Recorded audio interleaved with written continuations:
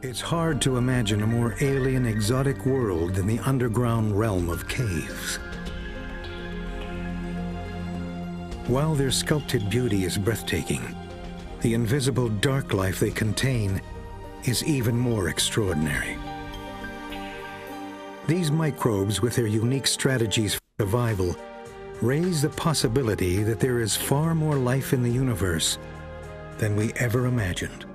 The idea of an extreme environment has been very useful to us because it has pushed us to look at environments where we wouldn't have imagined at one time that there would be living things. But it really is a human-centered idea. We think of anything that we wouldn't be comfy in as an extreme environment.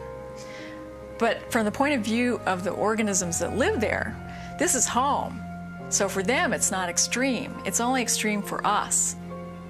And so we have to expand our view of conditions within which we now understand that life can exist.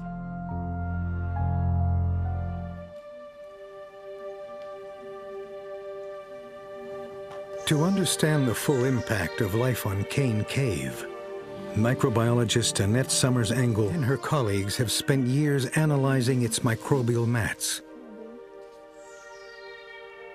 To their surprise, instead of simple colonies, they contain communities as diverse as a city block.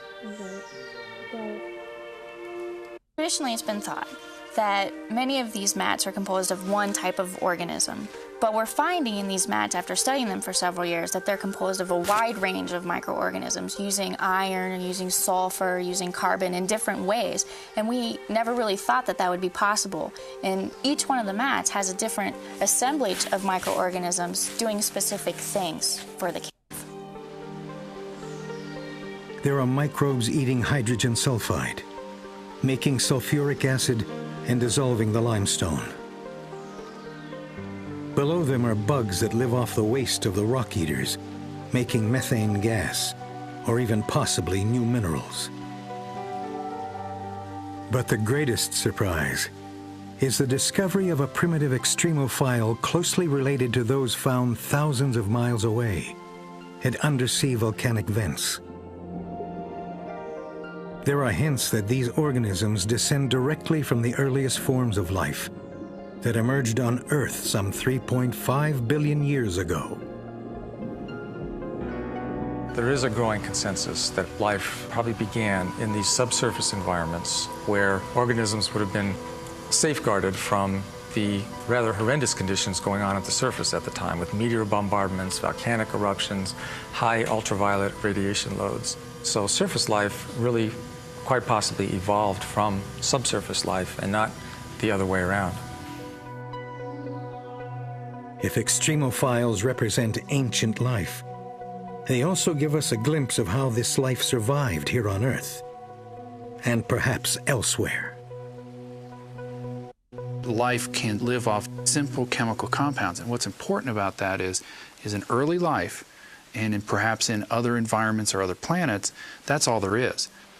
So when we look at the bacteria in Kane and how they're living off of simple elements, this may be how bacteria are living on Europa, for example, or on Mars. Both astronomers and geologists believe that other planets and moons in our solar system have subsurface conditions similar to Earth's. If extremophiles can survive in harsh environments here, why not beneath the surface of some distant planetary body where liquid water exists? We have found organisms in more places than we could have ever dreamed. And so by looking at the extremes of what life can do on our planet, we may be looking at a condition that's representative of the average condition on another planet. And it helps us to be able to stretch our imaginations and figure out just how to go about looking for life elsewhere in the universe.